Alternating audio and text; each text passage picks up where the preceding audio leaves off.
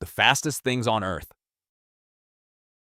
The fastest thing on Earth isn't a car, and it's not a plane either, and it's definitely not whatever's sitting in your neighbor's driveway with a spoiler bolted on for no reason. It's not even on Earth by the time it hits top speed. We're building up to it properly because the actual answer is going to make every other entry on this list look like it's standing still.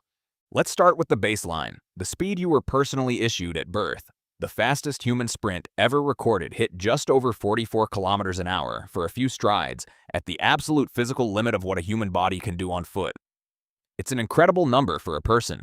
It is, unfortunately, for our collective ego, about to look extremely slow for the rest of this video. On to land animals. The cheetah tops out around 110 kilometers an hour, which is genuinely faster than most cars are legally allowed to go on a suburban street.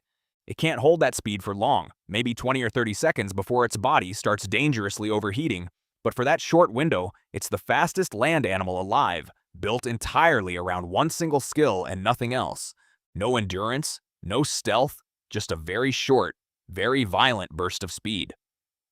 Now let's find something that can sustain speed for longer than half a minute, starting with machines built by humans specifically to go as fast as physically possible, with zero regard for anyone's grocery budget. The fastest verified production car, the kind you could theoretically buy and drive to the shops, is the Bugatti Veyron Supersport, which hit 431 kilometers an hour back in 2010, a record that's been chased and disputed ever since by manufacturers using increasingly generous definitions of the word verified.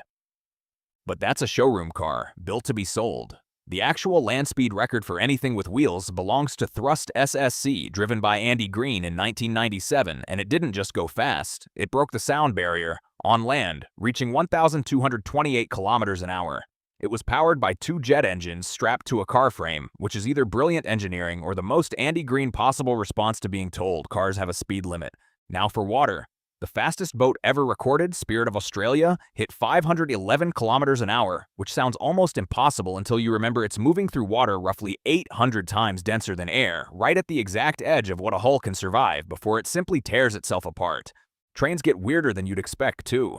Japan's L0 series maglev train doesn't touch the rails at all. It floats above them using magnets and hits 603 kilometers an hour, making it faster than most commercial aircraft during takeoff. And it does this daily, on a schedule, for paying commuters who are presumably very calm about the whole arrangement.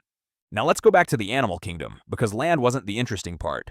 In the ocean, the black marlin is the fastest fish, reaching speeds up to around 130 kilometers an hour when it's actively hunting, fast enough that fishing lines have reportedly been stripped clean off reels faster than the reel itself could physically spin to keep up.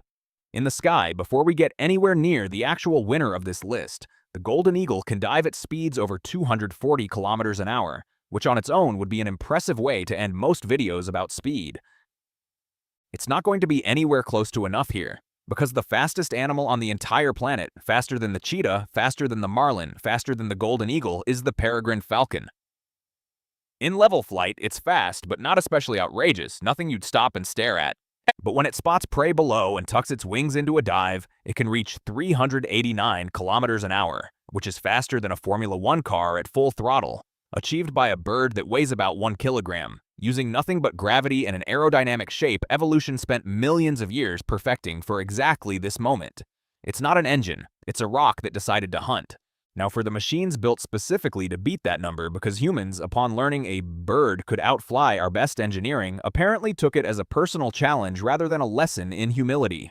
The fastest manned jet-powered aircraft that takes off and lands under its own power is the SR-71 Blackbird, a Cold War reconnaissance plane that could outrun surface-to-air missiles fired directly at it, cruising above 3,500 kilometers an hour. It flew so fast that friction against the air heated its own skin to several hundred degrees, forcing engineers to build the fuselage with deliberate gaps, because the metal panels were expected to expand mid-flight from the heat alone. The plane leaked fuel constantly while parked on the runway, dripping steadily onto the tarmac. It only stopped leaking once it got moving and the heat sealed the gaps shut, which is either an engineering marvel or the most stressed-out aircraft ever built, depending entirely on how you choose to look at it. And then there's the record holder for fastest manned vehicle to ever fly and land like a genuine aircraft, the X-15, A rocket plane dropped mid-air from beneath a B-52 bomber, which reached Mach 6.7, just under 7,300 kilometers an hour, back in 1967. That record has stood, completely unbroken, for almost 60 years. Nothing built since, not a fighter jet, not a hypersonic prototype, not a single thing developed with 6 decades of extra computing power, has matched a plane designed with 1960s slide rules and what can only be described as an alarming amount of confidence. But every single thing on this list, the Falcon, the Blackbird, the X-15, all of it, is still just moving through air or water. For the actual fastest thing humanity has ever built, we have to leave the atmosphere entirely. NASA's Parker Solar Probe was launched to study the sun up close, and to get there, it uses a technique that sounds almost too simple to work: repeated flybys of Venus, each one stealing a little of the planet's gravity to fling itself closer and closer to the sun. And the sun's gravity does the rest, the same way a ball picks up speed rolling downhill, except the hill is a star, and the ball is a spacecraft the size of a small car. At its closest pass to the sun, Parker Solar Probe reaches a confirmed speed of 692,000 kilometers an hour. To put that number somewhere your brain can actually process it, that's fast enough to travel from Melbourne to London in about 90 seconds, or to circle the entire planet in a little over 3 minutes. It's not powered by rocket engines at that point, it's in freefall, being pulled by the most powerful source of gravity in our entire solar system. And it's still intact, still transmitting data, while its heat shield sits at somewhere around 900 degrees Celsius on the sun-facing side, with delicate instruments sitting just behind it in relative comfort. That's the fastest thing humans have ever made. Not a car, not a plane, not even a rocket under its own power. A spacecraft that's technically just falling, extremely precisely, toward a star, using the star's own gravity as the engine. And it didn't get there in one jump either. Every time the probe swings past Venus, it sheds a little orbital energy and drops slightly closer to the sun on its next loop, meaning this record has been broken by the same spacecraft against itself more than a dozen times over the course of one mission. Nothing else on this list can say that. The Falcon has one speed. The Blackbird had one number it never beat. Parker Solar Probe just keeps quietly lapping its own record every few months, with no fanfare, on a schedule nobody's watching closely except the small team of engineers who built something that outran a bird, a bullet, and every plane humans have ever flown, just by learning to fall correctly. So there's the countdown. A human at 44 kilometers an hour feeling suddenly very slow. A cheetah that gives up after 30 seconds. A car that broke the sound barrier out of spite. A train that never touches the ground.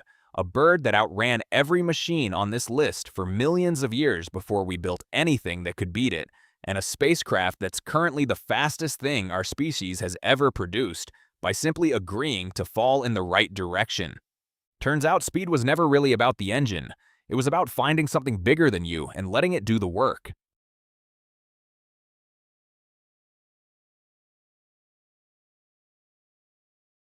And that's the end of this video. Thanks for watching. Make sure to like and subscribe, and we'll see you on the next one.